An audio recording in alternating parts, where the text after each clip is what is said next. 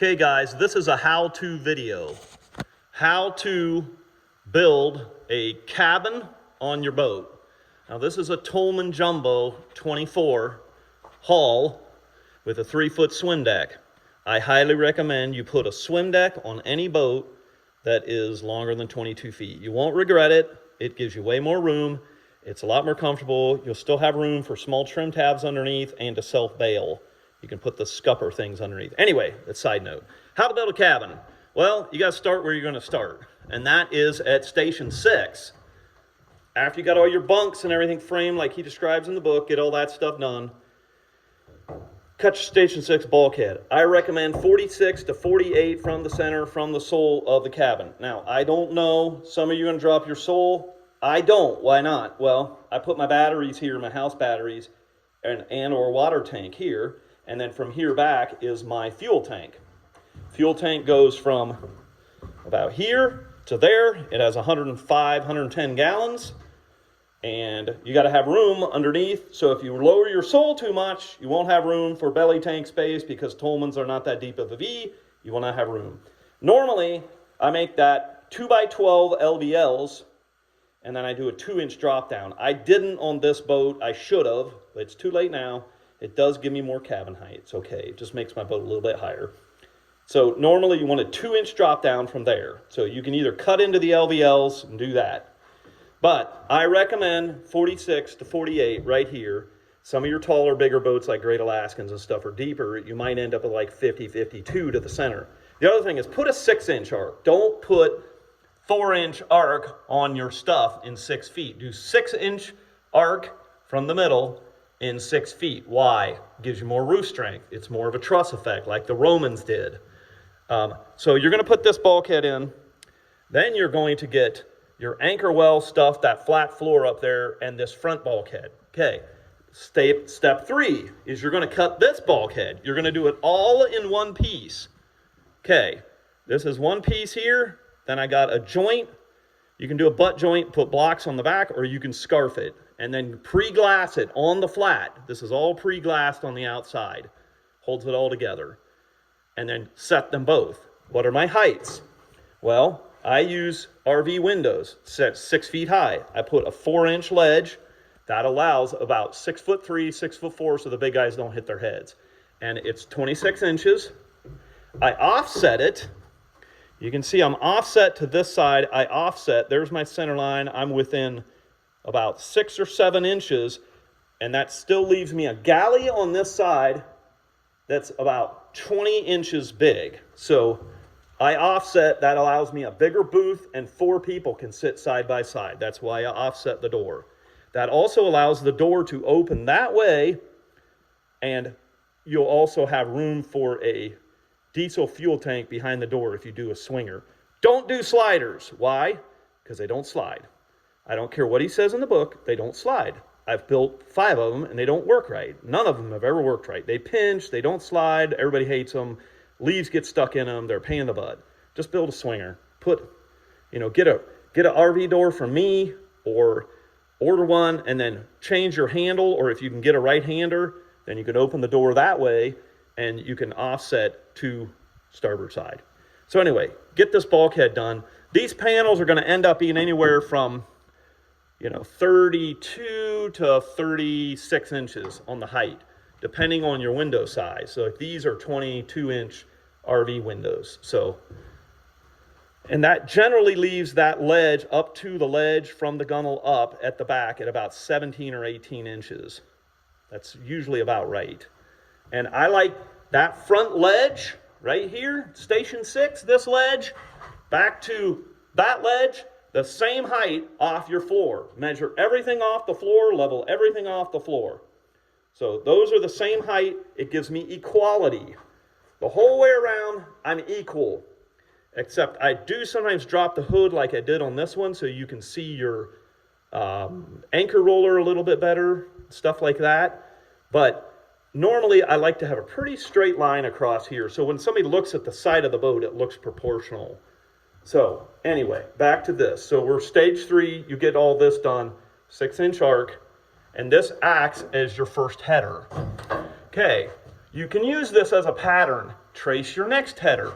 Just go get a 2x6/8 without many knots, and it should work. You could get a 2x8/8 if you're worried. Set it up on top of this and trace it. Okay, wait. This was stage 3, getting this bulkhead, getting all this done. Stage 4, cut your side panels. Scarf them together. They're going to be over 8 feet if you do the 17 degrees on the front. So scarf them together, put a 17 degrees on the front. This is designed to have a Lexan side light. I just put a piece of Lexan, and then the others are RV windows. You can see I've got them out there. I use them, I trace them. You can use marine windows from Win Enterprises or Sea Star or whatever you're going to use. The front windshields, you do have to have marine. Those are fixed, and you need the stronger marine windows to protect. So get this panel all pre-scarfed. Make it, 12 feet. If you're doing an 8-foot cabin, 8.5-foot cabin on 24 jumbo. So scarf them all together. Then the next day, come down, pull off your scarf, and get your windows. These are just enough margins, like a little piece here I'll reinforce to give you want lots of windows. You want as many windows on that panel and on this side as you can get. Now back here on starboard, I leave a little spot because we like to put a little closet back here to put hangers for coats and things. So I put a smaller window in there. But pretty much cover everything windows. This back wall, build a big window for a piece of Lexan or whatever you're going to do. You can do all marine if you want to spend the money. And then another big window here. So you want windows all the way around. And then your door, big window. So if it's the safety stuff on a piece or like an RV door, which face it, they work good. They're aluminum, they're fiberglass, they're cheap, $300 or $400, or $600 if you buy from Catch Camper. You get a new one, or you can come buy them from me, and then take the safety glass out and put a piece of Lexan or acrylic, and you want windows all the way around. Don't even mess around. You're going to want it to see like crazy. And then, okay, so you got this done. Then come, and here's another thing you're going to need. Just buy it. It's $250. It's a composite pinner. Uses plastic. Buy from Raptor. I highly recommend them. They have good stuff. Just get a pack of 1 inch, pack of 1 1/8 or 1 1/4, I think are these, and maybe some 3/4. And then pin everything together. So then you can pin your side panel on here. And then this is a secondary fake bulkhead. I put this level to the floor, and then I put my 3 degrees scraps to hold this side, and I eyeball. So you want to straighten everything.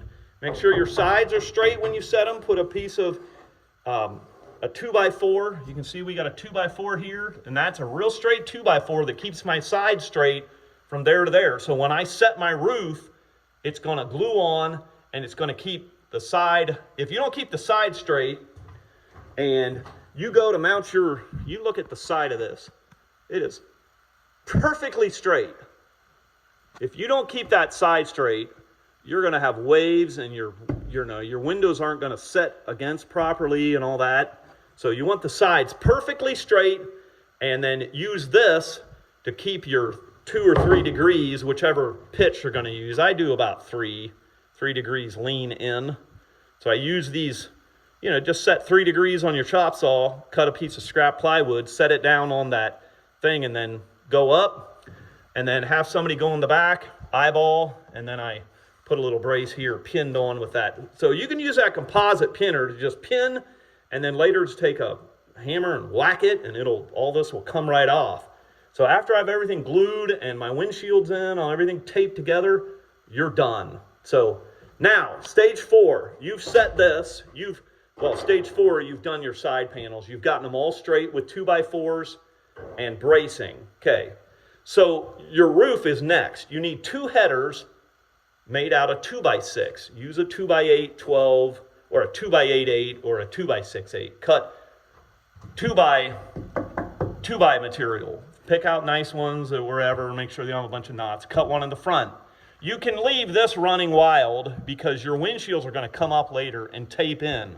So put your headers in, your arced headers, And then center one of your, I usually make them about 48, rip a bunch of 2x material, and they're going to end up being about 11 or 12 inches on center. You just hook on and make sure they're all a straight line. These are all a straight line. Now, remember, your cabin is narrowing about an inch. So back here, you're about 72.5 from outside to outside. Up front, you're less than 72, I think. Now, it might be different depending on your gunnel width and things like that. We make 7.5-inch gunnels. We kind of split the difference between 7 or 8. There's been a big debate. We just make them 7.5. So you can make them more. You can do whatever. But get your framing material in. Put your 2x, all these 2x in. Make sure they're all the same. And then you got your sides straight with these and your braces holding everything in place. Then just start at the front. Make sure, okay, I do a 6-inch onto the dash. Then I cut that 17 degrees like he describes in the book on the front of my side panels. That forms the shape of that side of the windshield. Okay, same thing here. 6-inch reveal. And then in the middle, I go up about 12 to, depends on how much dash you want. You can go up 12 inches. So then you're gonna put 17 degrees up to here. Try to figure it out, you know, so you got about 28-inch overhang from this header, which is right at station 6 here. And I don't put framing material up there because we like to have a place to run all our wiring. And that gives a place to run wiring. So if you put radar on, then you can run all that stuff, your wiper stuff. That conceals all your wire up here. Now, if you want to put the framing material in and put a headliner over to the windshields, be my guest. The problem with that is you need 5 inches of windshield in the middle, 5 or 6, because you won't have room for your wiper motors to mount them if you put this framing material. So we just leave this open. If you're worried about condensation, later you could put carpet or something in there. So at this point, with where I'm at, I got to go thicken up my roof edges now. So we just used 3/8 plywood yesterday. We wrapped everything. We used the pinner to pin it. We glued it all on. You glue the top of each stringer with thickened putty, you know, wood flour, cavasil, and we glued this down. Try to keep your edges real nice and straight. You know, you want your roofs to be straight.